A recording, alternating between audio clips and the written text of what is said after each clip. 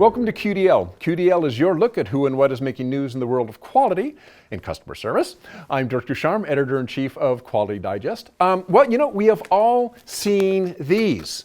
And I don't mean smoke detectors. I mean the nefarious, hermetically sealed clamshell packaging, unopenable, that they are packed in. We all know how frustrating these things are.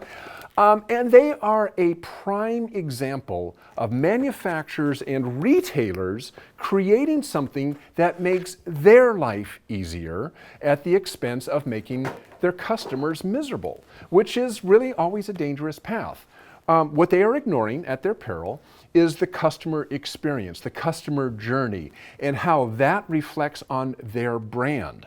And here to talk about this very topic is Jon Picoult, founder of Watermark Consulting and author of From Impressed to Obsessed, 12 Principles for Turning Customers and Employees into Lifelong Fans. The book is due out from McGraw-Hill in November. Jon, thanks for joining us. Hi, Dirk. I'm happy to be here with you. Excellent. So, in your book, you give an example of what we're talking about, clamshells, and about Amazon actually taking an interesting move and dictating what kind of packaging a vendor should use, even though product packaging is entirely outside of Amazon's hands. Can you tell us a little bit about that? Yeah, so I think that this story really gets to the heart of what customer experience is and why it is not synonymous with customer service.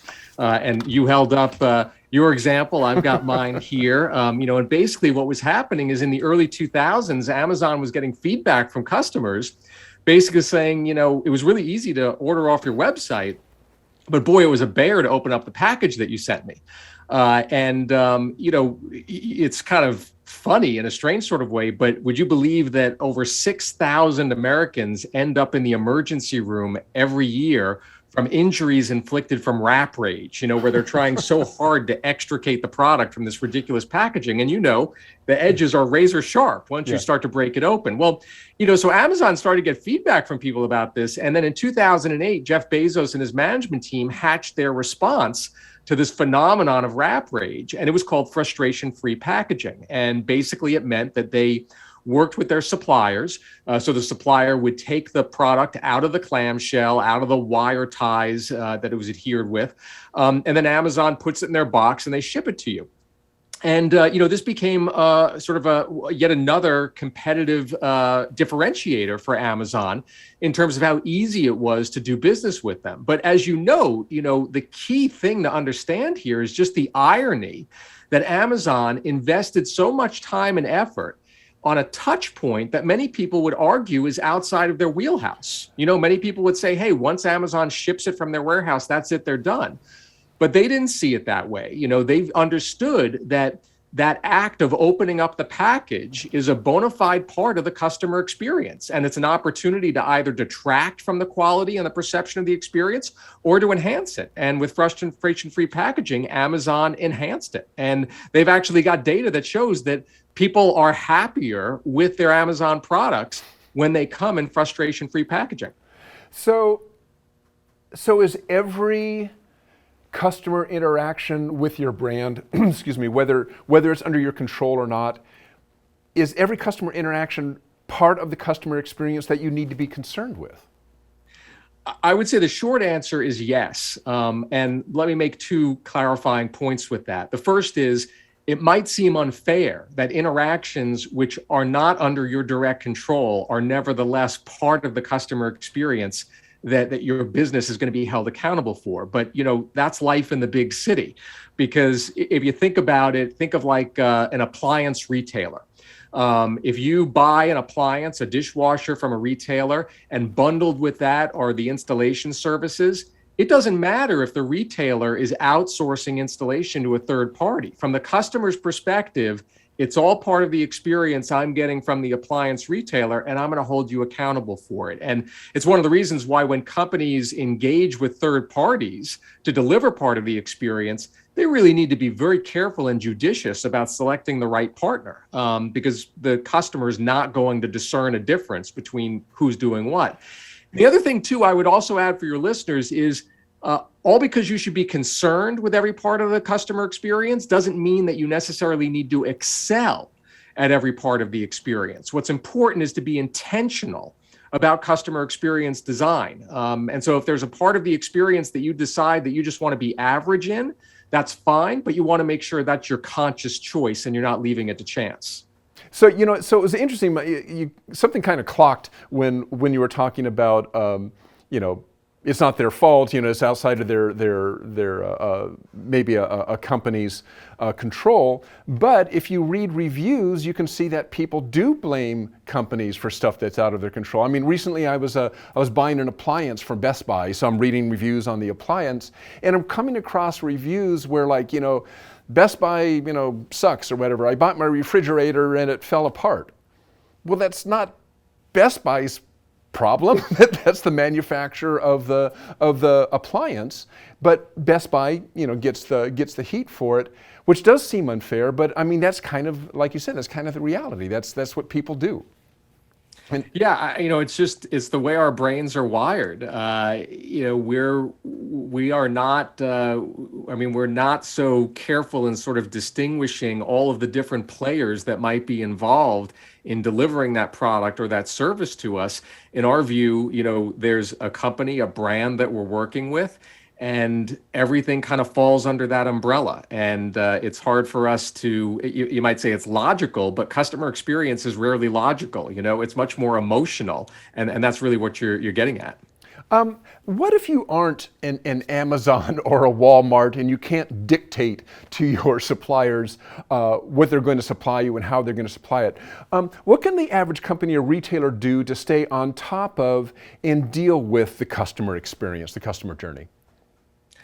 The first thing I would say is, even though you might not be a behemoth like Amazon and Walmart, that doesn't necessarily mean that you don't have strengths that you can capitalize on. As a matter of fact, I would argue that smaller companies, you could say, could even be more nimble than the Amazons and the Walmarts of the world. And so, that's the first thing I would say is, all because you're not the behemoth doesn't mean that you're automatically disadvantaged. There are things that you could do better than the behemoths.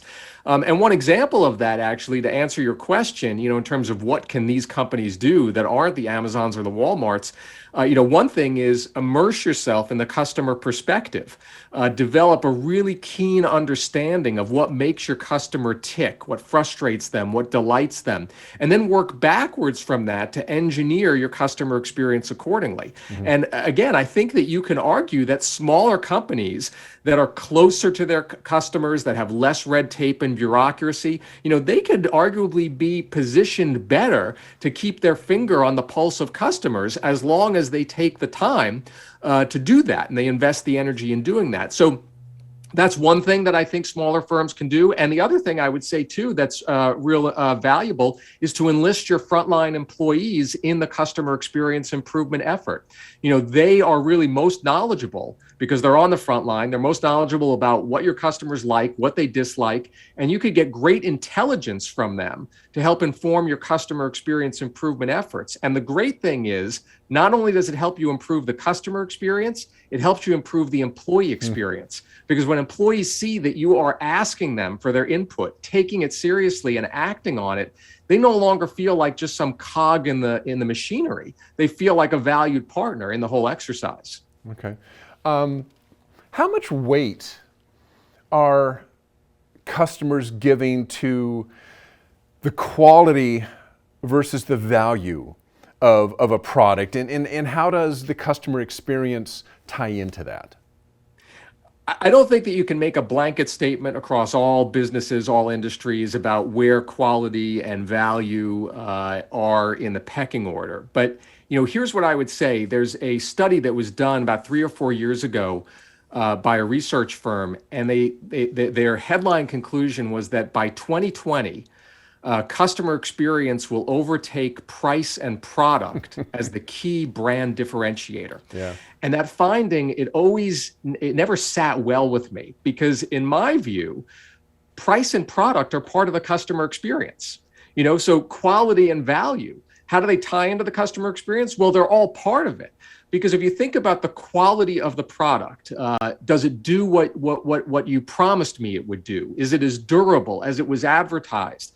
Those are all things that are integral elements of the customer experience and the perceptions that I'm going to have after working with your business and patronizing your business. And then when you look at the value piece, the value of the product, which is derived obviously in part from the price of the product, that's a key part of the experience, because think of the emotional resonance that can be created through the derivation of value.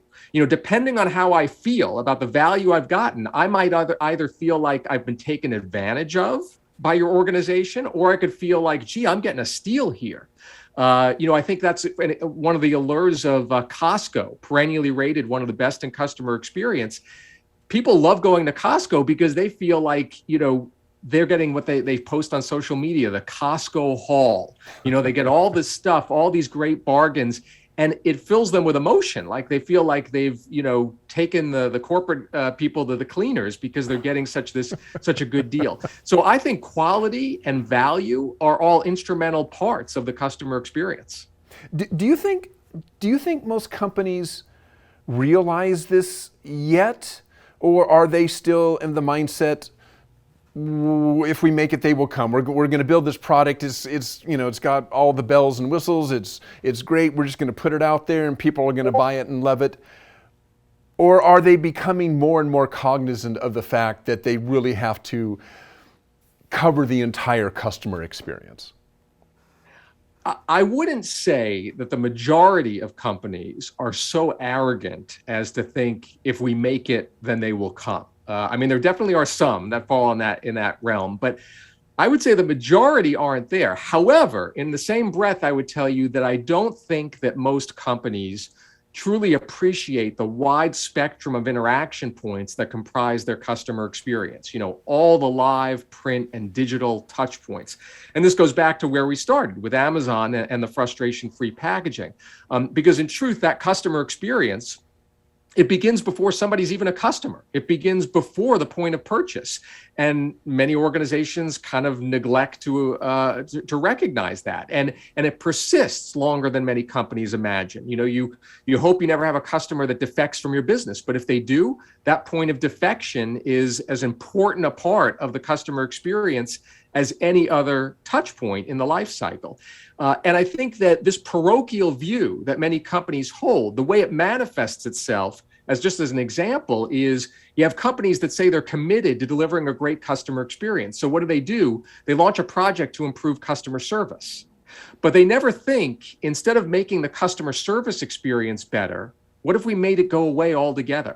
What if we did something upstream that obviated the need for people to even require customer service? That could be a product design change. It could be a change to assembly instructions, a change to how expectations are set in marketing materials. That's the kind of thinking that I think is a rarity, but that's really the angle that you need to come at it from, that holistic view, in order to create an end-to-end experience that's going to turn more of your customers into lifelong fans. All right, well said. Jon Picoult, founder of Watermark Consulting and Watermark Consulting, and author of From Impressed to Obsessed, 12 Principles for Turning Customers and Employees into Lifelong Fans. Jon, thanks for joining us. I appreciate it. Thank you, Dirk. It was a pleasure being with you. And that book is due out from McGraw-Hill in November. There is a link underneath the player page down there. Just click that link and go out there and buy the book. Thanks to Jon for joining us today, and thanks to all of you for joining us. If there is somebody you'd like us to bring on the show, or some technology you would like us to talk about, just let us know. Email us at qdl@qualitydigest.com, and we will do our best. That's it for today. Thanks for joining us. We'll see you at the next QDL. So long.